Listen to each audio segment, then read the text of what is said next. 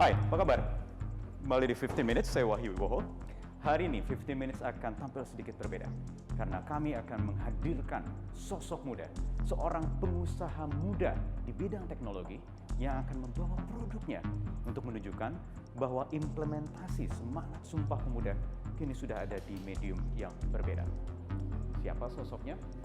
Saya ingin langsung panggil Aziza Duro.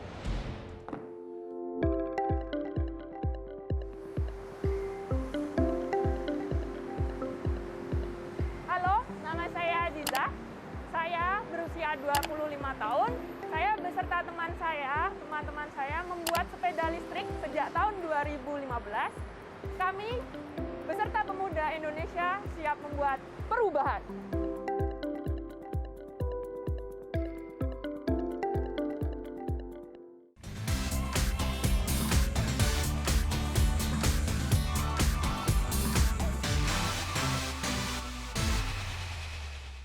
Dipersembahkan oleh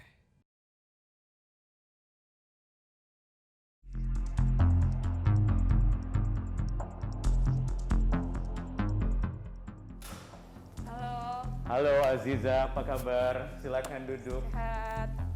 Halo. Aziza, kalau tadi lihat cuplikannya katanya ingin membuat perubahan. Perubahan apa Aziza? Perubahan yang kami maksud, yang kami bawa, kita mandirikan negara kita. Oke, kenapa sepeda? Sepeda adalah culture kita. Sedangkan manusia di sini itu mobilitas tinggi. Ya. Di sinilah problemnya, makanya sepeda mulai ditinggalkan. Dari sini kita ingin mensupport sepeda, ingin menambah value pada sepeda, agar sepeda bisa digunakan kembali. Teman-teman yang ingin bersepeda, mau bersepeda goes, oke silahkan. Mau bersepeda disupport dengan listrik juga silahkan. Jadi ada 3 mode, ada hybrid, ada full electric, ada goes. Seberapa yakin Aziza dan kawan-kawan di Astro Bike bisa mengubah gaya orang berkendara? Lifestyle mas, ini kami hanya menyediakan pilihan lifestyle. Jadi teman-teman silakan memilih lifestyle yang mana yang mau dipakai. Mau hidup bergaya sehat dengan sepeda, mau tetap bersepeda, tapi nanti kita juga bisa mensupport untuk ke kantor dari segi kecepatan, dari segi ramah lingkungan, tanpa polusi, tanpa suara, seperti itu. Jadi kalau seberapa yakin, kami sangat yakin karena ini adalah kebutuhan. Oke, untuk membuktikan apa yang diimpikan oleh Aziza dan teman-temannya di Astro Bike, saya ingin mengajak Anda pemirsa untuk melihat bagaimana klaim yang disebut oleh Aziza tadi, ekspektasinya bisa mengubah masyarakat Indonesia, perilaku masyarakat dalam berkendara yaitu sepeda. Ada rekan saya, Reza Ardiansyah akan mencoba sepeda Astro Bike. Wahyu, saya lagi naik sepeda buatan Astro Bike nih. Di sepeda ini, di bagian rangkanya ada mesin yang bisa membuat kita mengatur kecepatan dengan tombol tertentu. Contohnya nih, saya tambahkan kecepatan tanpa mengayuh sepeda. Tuh, jalan sendiri dia. Kalau kita kayuh, terasa lebih, wow, hati-hati. Lebih cepat rasanya. Saya juga bisa mengatur kecepatan dengan pedal yang ada di tangan kanan, jadi kayak motor. Dan ini kebayang banget bakal berguna kalau ada di tempat yang berbukit. Halo? Ya, halo. Syahrul, ini teman saya Wahyu, Syahrul, yang punya sepeda ini sebenarnya. Sehat Syahrul? Sehat, alhamdulillah sehat selalu. Ceritain dong tentang sepeda Astro Bike. Yang membuat ini semuanya tim, ya waktu itu kita masih mahasiswa semua. Saat kita di semester 4-5an lah semuanya. Apa aja nih komponen yang harus ada di dalam Astro Bike? Untuk komponen-komponennya, di sini ada handle gas, di sini ada LCD, di sini ada elektroniknya, di sini mesinnya, dan di sini ada dinamonya. Nah, ini yang akan digerakkan. Nah, ini dinamo yang digerakkan. Tadi yang bikin saya agak kaget pas maju itu karena Pedal. ada tarikan di sini ya? Betul, ini yang dikendalikan. Oke. Betul, yang mengendalikannya ini handle gas. Oke. Betul. Bisa terhubung ke handphone? Bisa. Jadi memang kita itu memiliki fitur tambahan juga ini. Ini fitur tambahan, kita ada terkoneksi sama Android. Tapi Yang paling banyak diminati jenis mana? jenis yang tidak ada Androidnya. Justru nggak Betul. terhubung ke handphone? Kenapa? Karena pelanggan kita malah itu kan orang-orang yang umurnya 30 sampai ke atas. Jadi dia itu pengen yang simple. Nah, Android itu malah kegunaannya yang suka orang-orang muda gitu loh. Jadi yang lebih ke gengsi bukan ke fungsi. Tapi kebanyakan pelanggan kita lebih memilih fungsi gitu. Oke, kita ngobrol sambil jalan ya. Boleh, silakan. Sepeda ini udah terjual kemana aja, Rul? Oh ya, kalau pasar kita untuk tahun ini kita masih di Indonesia ya. Nah, tapi kita punya perkembangan lain ya. Kita akhirnya mendaftarkan SNI. Tujuannya untuk apa? Untuk memperbesar pasar nih, biar bisa ke internasional nih jadinya. Apa sih tantangan pengembangan bisnis teknologi semacam ini? Ya, kalau tantangannya sih jujur aja karena ini adalah produk terbaru ya. Maksudnya produk Indonesia yang buatan sendiri itu kan baru nih ya. Saingan kita kan Cina semua nih.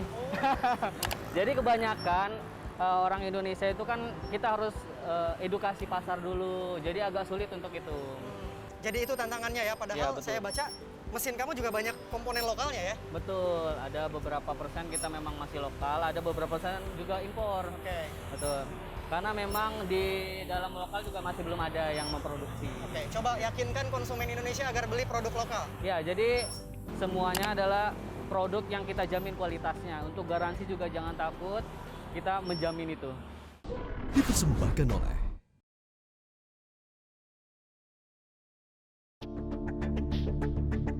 Perkembangan teknologi juga dimanfaatkan para pemuda Indonesia yang tinggal di Singapura. Meski merantau di negeri orang, mereka tetap memberikan sumbangsihnya untuk negeri lewat teknologi. Ialah Ainun Najib dan Zain Fatoni yang membuat situs kawal COVID-19.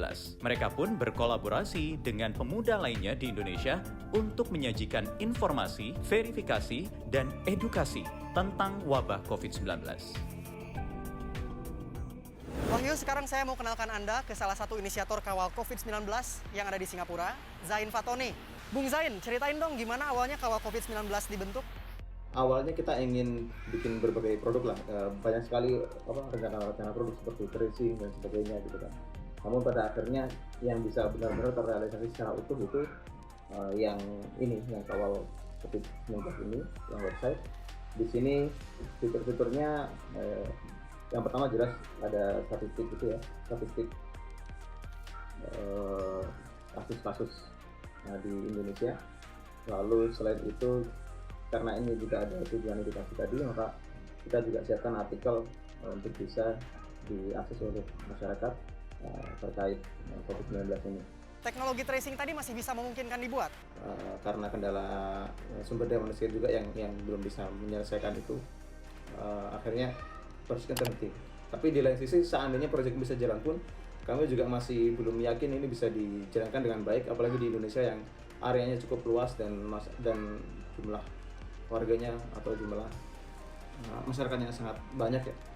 Jangankan Indonesia, Singapura sendiri pun itu mekanisme pelacakannya pun yang menggunakan teknologi Bluetooth untuk bisa melacak kedekatan antara satu orang dengan orang lainnya, itu pun juga masih belum bisa terjalankan dengan maksimal di sini.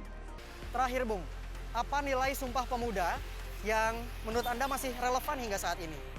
Sumpah Pemuda di mana kita menyatakan bahwa kita berbangsa satu, bertanah air satu, dan bertanah satu.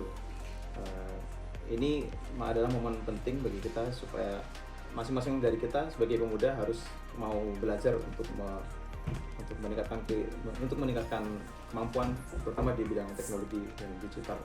Oke, Zain Fatoni alias pejuang kode, terima kasih atas waktunya dari Singapura.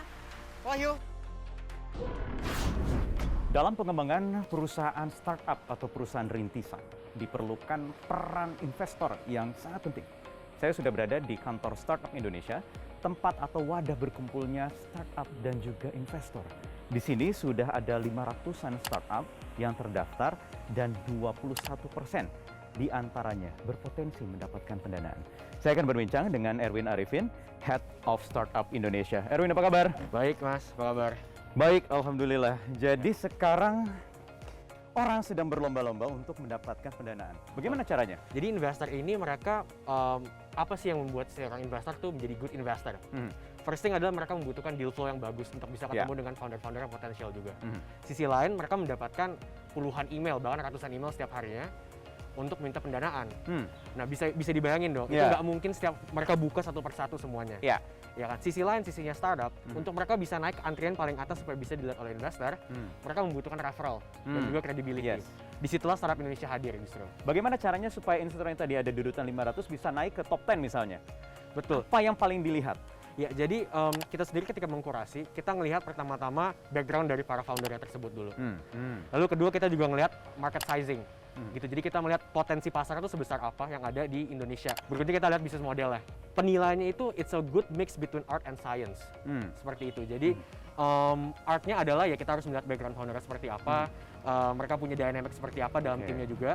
Secara sainsnya tetap kita perlu melihat ada transaksi dan juga ada traction sih yang terjadi. Yes. Kalau kita berbicara soal trennya seperti apa dari 500-an startup yang ada di startup Indonesia ini? Yang menariknya ya, itu sekitar 51% itu sudah dalam revenue stage. Artinya mereka nggak cuma tahap ide, tapi mereka sudah mulai ada sales yang terjadi seperti itu. Dan yang menariknya lagi juga, 49% itu dari luar kota Jakarta. Gitu. 49%? Betul, justru dari luar kota Jakarta. Dari luar Jakarta ya? Betul. Dan sebenarnya emang ketika kita membuat Startup Indonesia ini bersama bos dan mentor saya juga, Shinta dan Wardoyo, kita punya visi, kita pengen mendemokratisasikan resources yang ada yang selama ini tersentralisasi di Jakarta, supaya bisa diakses oleh teman-teman yang ada di luar Jakarta dan juga di luar Pulau Jawa. Oke, itu menarik. Sudah adakah startup yang prominent, yang sudah dikenal publik, yang dibawahi oleh Startup Indonesia? Ada beberapa. Salah satunya juga ada namanya Dogether, aplikasi untuk membooking gym seperti itu ya. Dan kita lihat juga mereka sebenarnya kemarin sangat baik karena waktu pandemi ketika semua gym akhirnya malah tutup, mereka cukup baik, mereka pivot justru. Mereka akhirnya come up with a new solution di mana orang justru bisa nonton dan juga bisa ikutan berolahraga secara online. Oke, Erwin mungkin tadi sudah melihat juga tayangan di 50 Minutes. Ada teman saya, Aziza Doro, yang sudah sekarang berjalan dengan model bisnisnya yaitu sepeda listrik atau motor untuk menggerakkan sepeda konvensional. Namanya Astrobike. Aziza. Halo. Ini Aziza. Halo, Erwin. Aziza. Dari Yogyakarta, membuktikan bahwa tadi ya, 49% itu ada di luar Jakarta. Betul. Jadi kira-kira insight seperti apa yang bisa diberikan oleh Aziza? Usianya masih muda, 25 tahun Aziza, untuk bisa mengembangkan potensi usaha rintisannya. Ya sebenarnya kalau kita ngelihat tadi sempat ngobrol-ngobrol juga kan ya soal Astrobike. Saya ngeliat sebenarnya produknya udah sangat-sangat bagus sih ya. Saya tadi juga ngobrol soal salesnya sebenarnya juga lumayan oke. Cuma tinggal gimana caranya bisa melakukan banyak kolaborasi sih. Betul. Gitu supaya bisa naikin brandingnya dari Astrobike juga, kolaborasi dengan brand yang lebih besar seperti itu, bisa ngebuka market-market yang baru juga. Jadi mungkin bahkan tanpa pendanaan bisa masuk ke market-market yang tadi sebelumnya sempat diincar. Nah, ini menarik, tanpa pendanaan bisa masuk ke market-market yang ada, yang sudah ada. Nomor satu kan branding dulu begitu. Betul. Jadi sebenarnya kita punya ada satu pemikiran yang mungkin agak berbeda gitu ya. Jadi kadang-kadang anak-anak muda sekarang mikirnya, oh ketika mau bikin startup tuh harus dapat pendanaan dulu, harus dapat investor dulu baru bisa mulai. Justru sebenarnya itu salah. Justru harusnya kita mulai dulu seperti yang dilakukan oleh Astrobike ini. Justru entrepreneur harusnya seperti itu kan. Yang kami bangun adalah kami bangun branding dulu. Waktu awal kami memang bangun satu demi satu branding apa yang harus kami kelola, apa yang harus kami ganti, apa yang harus kami change seperti itu. Itu terus menerus baru nanti ada datang investor. Investor untuk di Astrobike sendiri masih angel investor dari pemerintah dan dari swasta. Betul. Dan kembali lagi itu sebenarnya dengan statistik yang lebih bagus lagi pasti investor akan datang dengan sendirinya. Investor akan datang sendirinya. Oke. Aziza, ada yang ingin ditanyakan ke Erwin mungkin dari Startup Indonesia? Banyak sekali sih. Jangan banyak-banyak, durasi kita cuma 15 menit. Satu aja boleh, kira-kira apa? Banyak sekali.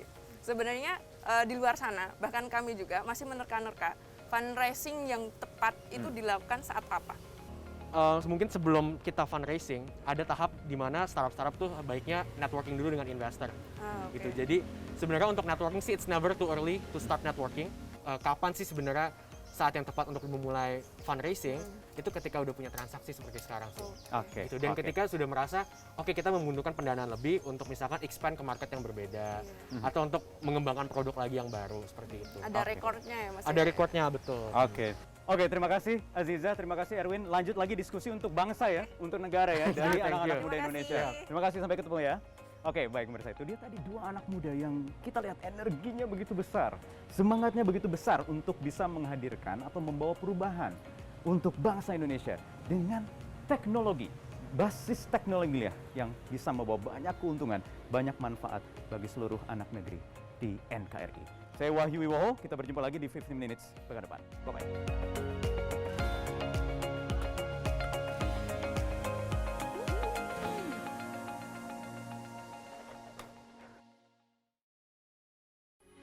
Metro TV, knowledge to elevate.